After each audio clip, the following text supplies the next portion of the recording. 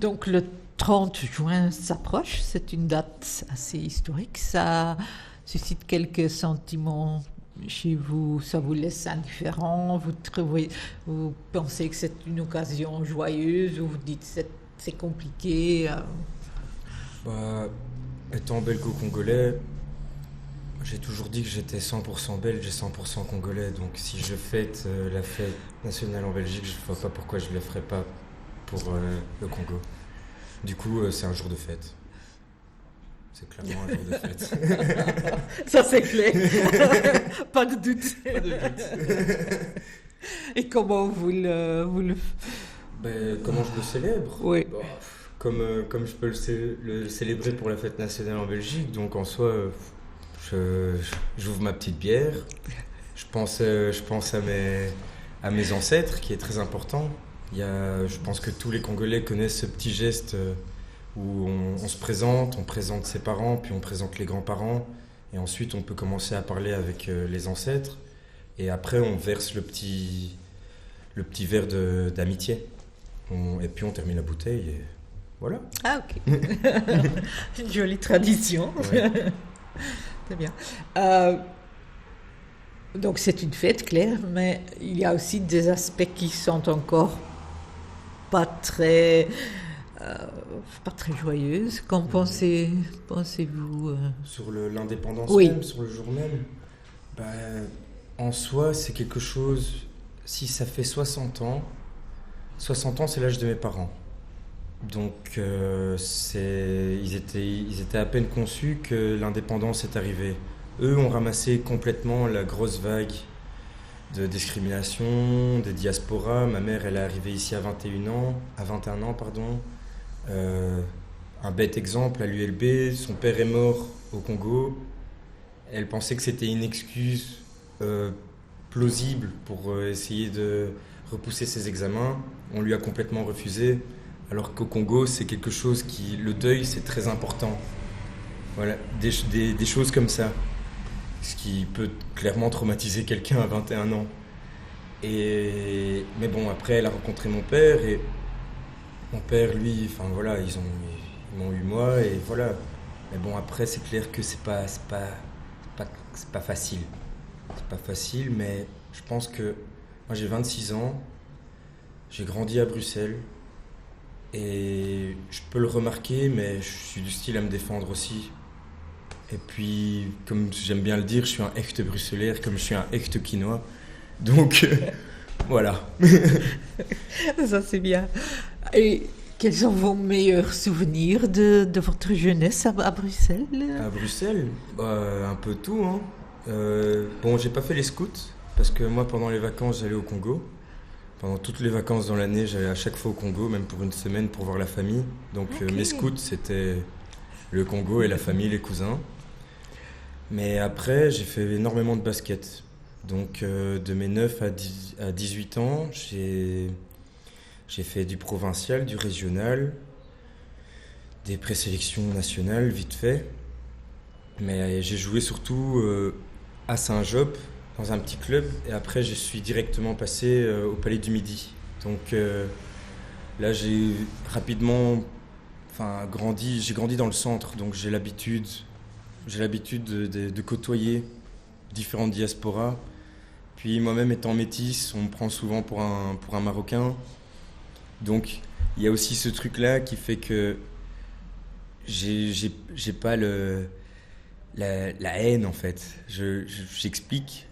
Je sais pas ce que c'est pas facile tous les jours, mais il faut juste discuter et puis avoir les anecdotes. Au final, avoir les anecdotes d'un petit Léo Van Bellingen qui grandit dans une école publique et qui va dire oui voilà hier ma grand-mère m'a fait un stump jambon, c'était trop bon. Et puis t'as l'autre du même âge qui va dire ouah, hier le pondouri il était parfait, mais au final le pondou c'est juste des épinards ou enfin voilà. Donc au final quand on grandit avec ça et puis surtout Bruxelles est faite de ça. Il y a plus à réfléchir à ça en fait parce que c'est fait de ça.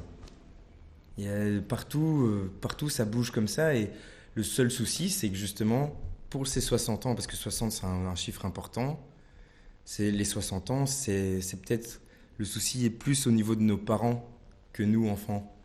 Parce que même on voit ça sur tous les mouvements, c'est les jeunes qui poussent toutes ces questions, qui réouvrent les bouquins, qui posent des questions à leurs parents, qui les mettent même mal à l'aise. Moi, je sais que quand je mets ça un peu à la table du côté de chez mon père, je sens pas un malaise, mais bon, limite ils sont un peu fiers que moi je traite la question. Mais ils vont pas, c'est pas... Ils n'ont pas osé ou... Mais c'est pas qu'ils n'ont pas osé, mais je pense que hier, sur l'émission de À votre avis, à un moment, ils disent qu'il y a beaucoup de Belges qui n'étaient pas concernés par le Congo. Moi, je sais que mon père vient d'une famille qui n'a jamais eu de lien avec le Congo. Une famille bruxelloise de Jette, qui a grandi à Jette, et qui, au contraire, a plus de problèmes avec les Flamands que les Congolais. Donc, ah oui, et c'est comme ça, c'est des petits trucs comme ça. Mais voilà, donc, et ils se sentent pas du tout concernés. Mais après, bon, ça, on rentre sur, c'est plus vraiment relation Belgique-Congo. Les autres trucs, c'est clairement du racisme ou du mal-être ou alors l'impression d'eux. Mais les impressions d'eux, il suffit de voyager. Quand on voit que la plupart des Belges partent faire le tour du monde alors qu'on a des super beaux paysages ici et on les a même jamais faites parce que bon, tout le monde pense aux grottes de Lascaux ou à la descente de la Lesse, mais il y a tellement d'autres trucs. Et je pense que d'abord, il faut être curieux chez soi avant d'être curieux chez les autres. Vous pourriez figurer dans des films pour si on doit rester à la maison pendant les vacances qui viennent. Non. Ouais, c'est gentil. Pas plus beau que la Belgique. C'est ça. Hein. Faut représenter les deux. Ah, c'est pas mal ça. L'énergie. Vous dites que parfois on vous prend pour un Marocain. Ça provoque quoi chez vous? Je trouve ça rigolo. Je trouve ça vraiment rigolo parce que bon, après, souvent j'ai une longue phrase en arabe pour me demander le chemin. Et à la fin, à force depuis tout petit, c'est clair que je peux comprendre ce qu'on me dit. Ou la dernière fois, j'ai déjà été au Maroc et ouais, c'était pas facile parce que bon...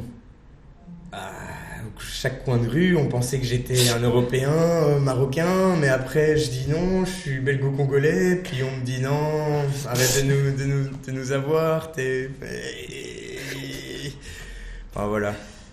Ça me dérange pas plus que ça, honnêtement. Et vous croyez que les jeunes, la ville est plus dure pour des jeunes Marocains ou des jeunes Congolais? Je pense que c'est kiff-kiff. Ouais. C'est kiff-kiff. Ouais. De toute manière... chacun a son réseau, chacun a ses spécialités, ses manœuvres. Je pense que c'est réellement kiff-kiff. Ouais. Peut-être que dans les cellules plus marocaines, il y a clairement un truc qui est beaucoup plus familial, qui est beaucoup plus communautaire. Et du côté du Congo, c'est clairement la même chose aussi, mais... Je pense que ça se passe plus aussi... c'est plus dispatché. Les diasporas congolaises, elles sont très dispatchées, en fait. On a une bonne concentration ici, mais il y en a une super bonne du Congo-Brazzaville, parce que déjà, il y a 2 Congos qu'il ne faut jamais oublier. C'est les 2 capitales les plus proches du monde, Brazzaville et Kinshasa. Mais ça reste un peuple. Pour moi, bon après, ça peut fâcher certains, mais pour moi, ça reste c'est les mêmes gens. Ouais. C'est exactement les mêmes coutumes, la même langue. Bon après, en fonction des ethnies, ça peut changer. Ça, c'est clair. Il y a des régions, comme au Congo, tout le monde ne parle pas la même langue à part le Lingala. Ouais. Ou parfois même le Swahili, qui peut s'étendre assez loin. Voilà. Et comment, si vous parlez avec des gens qui ne vivent pas à Bruxelles, qui ne connaissent pas Bruxelles, comment vous décrivez-vous Bruxelles? C'est une belle ville. C'est la plus belle grande place du monde. Et surtout ce que moi je dis souvent à mes cousins là-bas, et même dans les villages et autres machins, qui me disent ouais, il faut qu'on aille en Europe, il faut qu'on aille en Europe. Je leur dis non, en fait les gars, calculez bien, parce que ça c'est le rêve de vos parents. Le rêve de maintenant, c'est de rester ici, attendez qu'on arrive, ou même pas attendez qu'on arrive, juste rendez-vous compte de ce qu'il y a ici. Parce que c'est par comparaison, je pense qu'il y a, pas en densité de population, mais dans l'âge des populations, il y a plus de vieux en Belgique ou en Europe qu'en Afrique. Et du coup, si maintenant les jeunes, les tout petits restent sur des rêves d'il y a 60 ans, on est en retard. C'est un peu ça le message, parce que bon, si c'est pour arriver en Europe, puis finir à nettoyer les rues et cracher sur l'Europe et commencer à casser des vitrines, je vois pas l'intérêt. Alors que c'est une super belle ville, elle a été, maintenant bon, elle a été modelée par quelqu'un qui est un peu tabou, mais après, c'est impressionnant. C'est la capitale de l'Europe, il faut jamais l'oublier. On a le quartier Schuman, on a tout ça, et quand on veut bouger, souvent même avant même de penser outre Méditerranée ou outre-Atlantique ou un simple pays limitrophe, une simple ville limitrophe, c'est Paris. Avant Paris c'était la ville lumière, maintenant c'est Bruxelles. C'est con mais c'est comme ça. Et il faut savoir ce que c'est. Et on le voit même dans la musique, dans le rap. Ça commence. Et même Molière était belge. Donc au final. C'est pourquoi vous n'êtes pas ambassadeur de. Ah ben je suis fils de diplomate. Ah bon, oui. Okay. Mais bon, ça c'est un autre chapitre. Il faudrait figurer dans des films parce qu'Hans Met, le secrétaire d'État, il est secrétaire d'État pour le tourisme de tout ça. Donc, je vais lui dire qu'on a trouvé quelqu'un qui parle avec beaucoup d'enthousiasme. Parce qu'on doit trouver une solution, parce que les touristes nous manquent, il n'y a personne qui vient voir Bruxelles. Donc, c'est déjà, moi, je fais de la peinture, mais je fais aussi des murs. Et je connais beaucoup de collectifs de graffiti. Et c'est vrai qu'ils ont lancé ça depuis pas très longtemps, beaucoup de parcours street art. Ah ouais. Et au final, si c'est bien organisé, on parle pas de murs rez-de-chaussée. Uh-huh. On parle de grandes façades où il y a un vrai tour qui peut se faire. Mais après, il y a une phrase que je dis depuis tout petit et que mon père sûrement me l'a dite, c'est que Bruxelles se passe en l'air. Parce qu'on est déjà une ville où il y a énormément de différentes architectures depuis, je pense, les années 50, si je dis pas de bêtises, où on a commencé à détruire énormément de notre patrimoine, en fait, pour construire des choses bien, un peu style Corbusier et tout ça, quoi, des HLM et tout ce truc-là, la dérive, mais bon. Mais après, il faut tout le temps regarder en l'air. Quand on se balade dans le centre de Bruxelles, on voit énormément d'ornements, les dates des bâtiments, tous des détails d'art nouveau. Ah oui, c'est tout. Et l'axe art nouveau est très important dans cette ville. Oui, et j'ai un ami, Jonathan Mangelings, qui justement a sorti un livre sur sa collection, sur Paul Anka, un peu de pièces de Victor Horta, et il parle de tout ça et il lance des tomes différents. Ça pourrait vous intéresser. Ah oui. Ouais, vraiment, parce que j'ai déjà fait un tour sur l'architecture art nouveau, parce qu'il y a beaucoup de maisons, avenue Brugman et tout ça, qui sont. Voilà, lui c'est un spécialiste là-dessus. Ah ok, c'est tout pour rien. Mais en tout cas. Je pense qu'aussi pour faire connaître Bruxelles, il faut avant tout marcher. Il faut marcher. Ça se fait pas à vélo non, okay. Il faut marcher. Ah. C'est le plus important. Enfin, ça épuise pas du tout parce que c'est tout petit en fait. Non, et c'est pas. Il y a quelques collines, mais oui. Pas. Et moi, de Saint-Job à Fédère, je mets 40 minutes à pied. Ouais. Ouais, c'est vrai. On peut traverser la ville en La ville est faite pour être traversée à vol d'oiseau. Ouais. Donc il y a moyen de vraiment bien se balader Ouais. et de se rendre compte en fait du potentiel des façades. Et après tout simplement aller dans le cœur du sujet et aller dans les bars et voilà. Et après connaître un peu le folklore et puis aller voir un jour Manneken Pis et surtout voir aussi l'ordre de Manneken Pis. Parce qu'il y a des petits cafés bien précis à Rue Haute où il y a des regroupements, la place du jeu de balle, tous ces genres de choses qui font Bruxelles en fait. Selon vous, qu'est-ce qui doit se passer avec les monuments de Léopold II?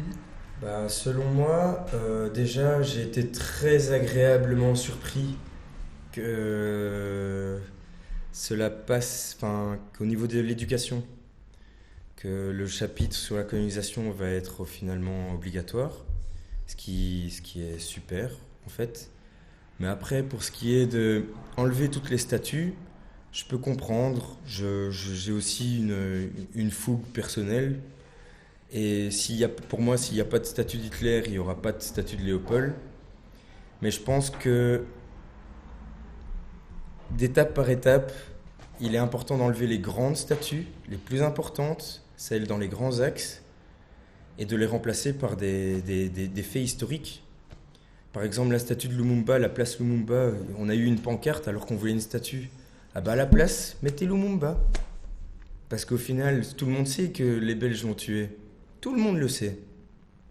Donc c'est ça aussi, c'est des travails de mémoire qui font bon.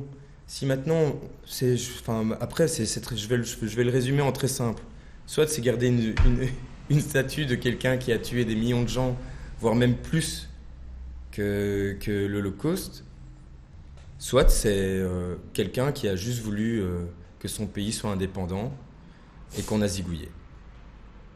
Et le bronze, c'est tout le monde est noir, tout le monde devient vert, tout le monde, voilà.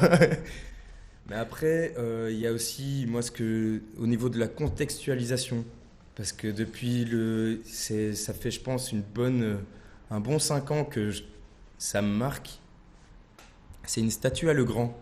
En fait, une statue à Legrand qui est en plein milieu de tout ce boulevard, avec les trams, tout ça, machin. Elle est assez indépendante, elle est toute blanche et assez massive, mais elle est faite en blanc, je suis sûr, pour pas qu'on puisse voir les traits précis de la sculpture, parce qu'au final, avec la lumière, ça réfléchit, mais si vous faites juste un peu attention et que vous vous rapprochez de cette sculpture, vous voyez un père africain, avec des traits africains, portant son enfant, avec des chaînes, et qui se fait bouffer par des chiens. Donc, je dis ça, je dis rien. Parce qu'on s'attaque à Léopold, mais en fait, il y a pire, en plein milieu, à l'ouverture du bois de la Cambre, du côté avenue Louise. Il y a pire. Et là, il y a 0 plaque. Et pour avoir un peu grimpé dessus et regarder s'il n'y avait pas une signature, nada. Donc, je pense que le plus important, c'est la contextualisation. Et ensuite, le travail avec juste un remaniement du travail de mémoire. Que tout le monde puisse s'y retrouver. Parce que bon, moi, je peux pas non plus... Je suis belgo-congolais. J'ai mon cœur qui bat pour les deux. Les atrocités, je peux les concevoir. Mais c'est des atrocités humaines, pas nationales. Donc c'est ça aussi. Parce que si maintenant si on parle de racisme et autres machin, on n'est pas sur un pays, sur un autre. On parle d'humains. Donc voilà, c'est un peu... La contextualisation est nationale. Mais les horreurs et autres machins sont humaines. Parce que bon, ça, on peut en décalquer énormément, partout. Donc voilà. Ça, je vais quand même la prochaine fois que je passe. Oui, il faut aller regarder. Il faut aller regarder. Ah oui, non, je vous jure, et il porte bien son enfant et il protège son enfant en fait. Et c'est là. Mais personne ne fait attention parce que cette statue est en blanc. Du coup, on ne la voit pas parce qu'elle est dégagée, il y a de la lumière, Ouais. on ne fait jamais attention. Et il y a trop de mouvements, donc, et puis même l'œil des gens est plus intéressé pour 5 secondes de vidéo qu'une sculpture de nos jours. Donc même ceux qui ripostent pour enlever les statues, je comprends pas trop parce que Et même pour les textes, les plaques, c'est très important. Mais au final, ceux qui vont voir des expos conceptuelles, je pense qu'ils comprennent très bien ce que je veux dire. C'est passer 80% du temps à lire une phrase et puis voir un objet. Si on est prêt à payer pour ça, je pense qu'on est prêt à accepter des plaques qui expliquent réellement l'histoire. Voilà. Je vous comprends. Comment vous voyez, selon vous, le fait qu'il y a beaucoup de Congolais à la présence, comment ça doit être célébré à Bruxelles? On pouvait célébrer l'indépendance ou tout non, seulement la présence des Congolais. Est-ce que ça devait être plus... Je pense que les Congolais n'ont pas besoin des autres pour célébrer. Ils font ça eux-mêmes. Il suffit juste tout bêtement d'aller à Matongé, ça se comprend direct. Je pense que tous ceux qui habitent Chaussée-d'Ouavre ne se plaignent pas, en fait, parce qu'ils sont contents. C'est une super bonne... Enfin, ma mère fait partie de la diaspora, elle a lavé des têtes quand elle est arrivée ici. Le tunnel, je le connais très bien. Enfin, c'est un quartier où j'ai grandi aussi indirectement, à attendre ma maman chez le coiffeur, à balayer chez le coiffeur tout petit. Enfin voilà, c'est des tontons et des tantines. Ouais. Et puis il suffit juste de... Parce qu'il y a la Coupe du Monde, mais après il y a la Coupe d'Afrique. Je pense qu'il n'y a pas plus belle célébration quand le Congo joue au foot et qu'on se balade à Chaussée-d'Ouavre. C'est fou. Et puis bon, voilà. Ouais, je pense pas qu'il fasse vraiment célébrer les Congolais, parce qu'au final, ça s'est fait. Oui, ça s'est fait. Ça fait déjà 60 ans qu'ils sont là, que ça se fait, et que c'est comme les quartiers turcs ou les quartiers plus marocains ou de diaspora, les quartiers serbes et autres machins. C'est une fois qu'à partir du moment où on a un quartier et une zone dans une ville bien précise, la célébration se fait automatiquement, parce que le regroupement s'est fait. Et la proximité. Voilà. Ouais. Je pense que le plus important peut-être de célébrer les Congolais, c'est d'aller là-bas et de goûter aux spécialités. C'est bête, mais d'être un peu plus curieux. Être juste un peu plus curieux, de ne surtout pas avoir peur de poser la question. Parce que c'est des humains, quoi. C'est comme tout le monde. Parce qu'après, voilà. Oui. Ma dernière question, c'est quel est votre plus grand souhait pour les habitants congolais ou africains?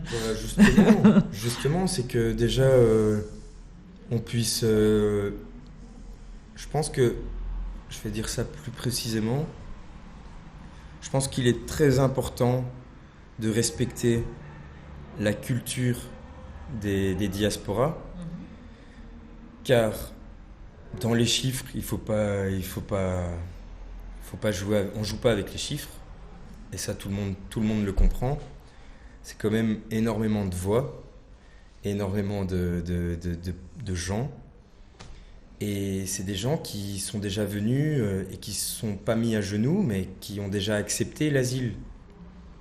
Donc à partir du moment où quelqu'un décide de quitter chez lui, de s'installer, de limite appeler son fils Benjamin, ou comme on peut voir ça en France avec les Algériens, qui limite coupent tout, et c'est même les enfants ou les petits-enfants qui retournent à leurs origines.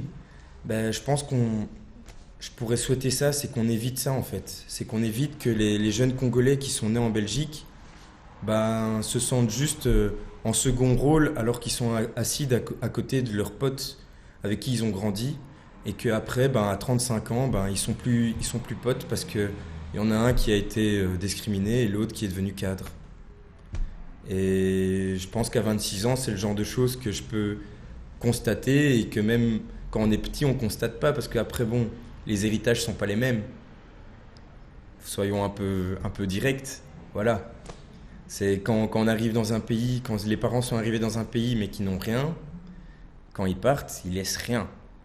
Quand on est dans une famille qui est là depuis de génération en génération, on hérite toujours de quelque chose. C'est ça aussi.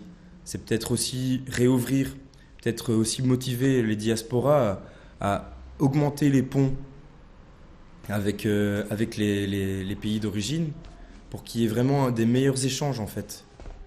Qu'il y ait des meilleures passerelles qui se créent, parce que bon, les ONG, les machins, tout ça, on peut éviter. Les sociétés de transport, ça manque pas. Enfin, du coup, oui, je pense que c'est des choses qu'il faut un peu prendre les indépendants et les entrepreneurs à part et essayer de voir comment eux travaillent. Mais je sais pas du tout, peut-être que ça se fait déjà. Et puis, tout simplement, ouais, le respect. Je pense que tout Africain a la notion de la mère, a la notion du respect ou la peur du père. Ben voilà, des choses comme ça. Moi, j'ai pas la peur de mon père, mais je sais que j'ai le respect de ma mère et j'ai peur de ma mère. Enfin, j'ai pas peur de le dire, mais parce que oui, c'est comme ça. Mais j'ai grandi à Bruxelles, mais j'ai été éduqué à la congolaise. Et voilà. Et du coup, moi, je pourrais donner tous mes centimes à ma maman. Parce que, sans hésiter. Parce que l'autre me demandait si tu pouvais choisir, est-ce que si demain on te demandait tu voudrais être une femme noire, qu'est-ce que tu répondrais? Et je lui ai dit, peut-être que quand je serai vieille, que j'aimerais bien être une femme noire, parce que je crois qu'ils ont beaucoup plus de respect pour les femmes âgées Oui. que ici, oui, quand on je vous ai dit a au tout début, justement. dépassé un certain âge. Mais je crois que là-bas, il y a beaucoup plus de... Mais c'est le culte des ancêtres. Ouais. Le culte des ancêtres est très important. J'ai commencé avec ça, justement. Ouais. Parce que, oui, chez nous, on met pas les vieux au home. Ouais. On les remet au village, au pire. Ouais. Ou alors, ils sont à la maison, mais après, peut-être que c'est aussi les habitations. Hein. Parce que moi, je sais qu'à Keene, j'ai un 4 façades avec villa. Et voilà. Pourtant, ici, je pourrais vivre dans un 20 mètres carrés. Ah, voilà, c'est ça aussi. Ouais. Je pense, puis aussi conscientiser peut-être les voyages scolaires. Faire un voyage extrascolaire pendant les grandes vacances et aller à Keene. Je pense que c'est des choses qui peuvent aussi, politiquement et diplomatiquement parlant, apaiser certaines tensions. Parce que je sais que pendant les élections, il y a eu beaucoup de ministres et de gens politiques qui ont été baqués. Les ambassades là-bas étaient vides. Et parce que voilà, il y a des mini-tensions. On veut encore un peu contrôler, mais on n'est plus en colonie.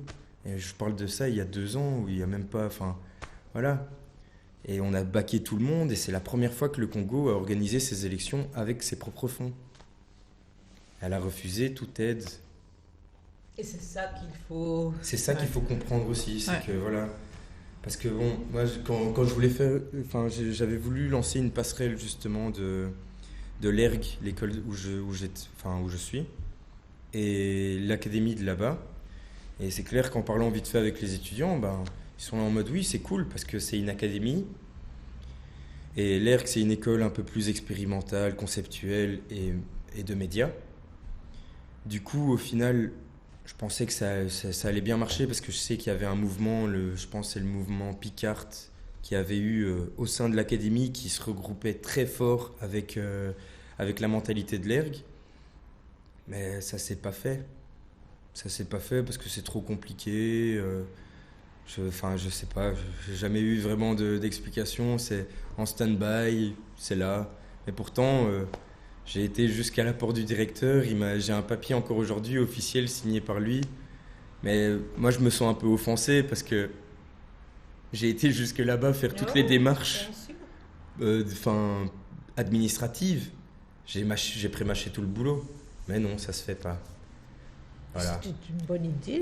Mais oui, mais c'est par l'art que de toute manière va falloir un peu aussi repenser les choses. Parce que si on enlève des statues et qu'on refait des statues, qui va faire les statues? C'est les sculpteurs. Donc au final, ainsi de suite. Et pourquoi pas des sculpteurs de là-bas? Pourquoi pas mettre un peu de sculpture africaine aussi en plein Bruxelles, alors que tout le monde a ça chez lui? Voilà. C'est des choses ce qu'on a eu comme idée avec Pascal Smet pour demander aux artistes congolais de faire quelque chose qu'on mettrait à côté d'un statut ou Ouais. de travailler. Ouais, de travailler en collaboration, quoi. Clairement, moi, si vous voulez, je vous passe le papier. C'est- il est là, on rectifie juste la demande. On va faire l'histoire. Merci beaucoup. Ouais, de rien.